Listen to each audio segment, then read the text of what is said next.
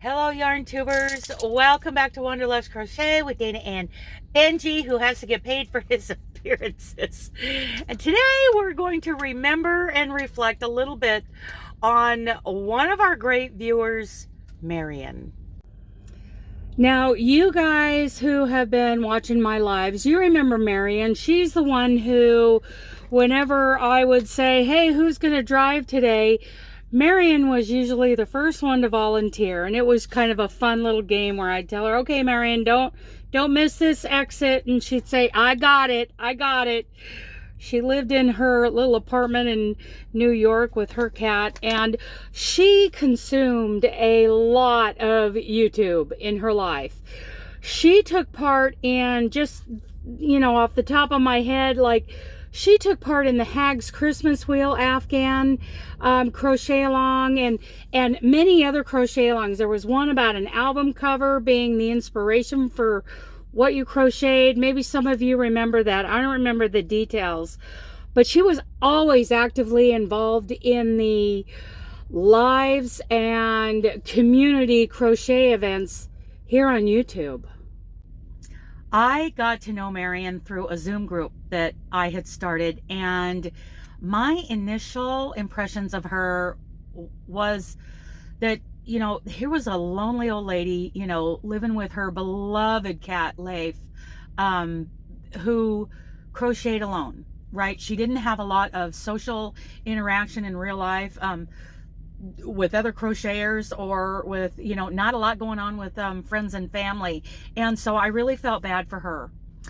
And, I can kind of relate crocheting on the road, but I have found, other crocheting truck drivers on the road. So I don't feel lonely out here, but I know that a lot of you do feel lonely in your crocheting.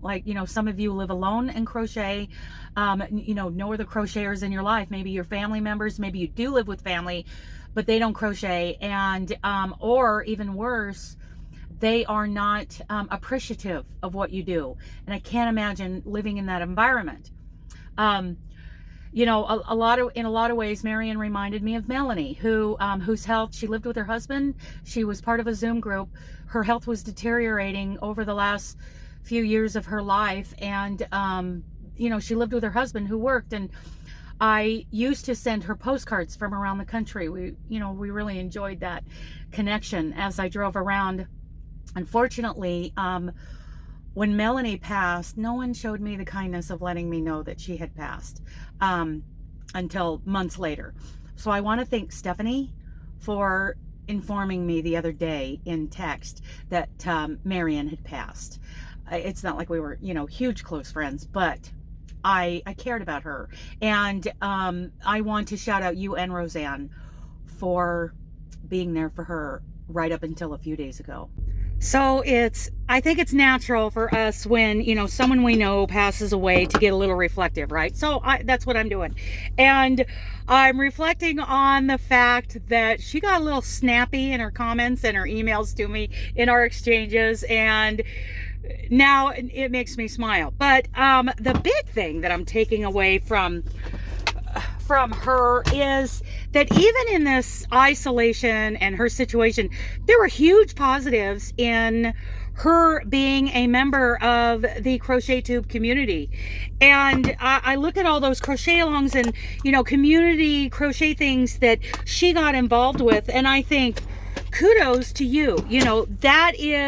That she wasn't completely isolated. She got into our Zoom group, and, like I said, Roseanne and Stephanie were there right up until the end, and she had people, like-minded people, crocheters in her life.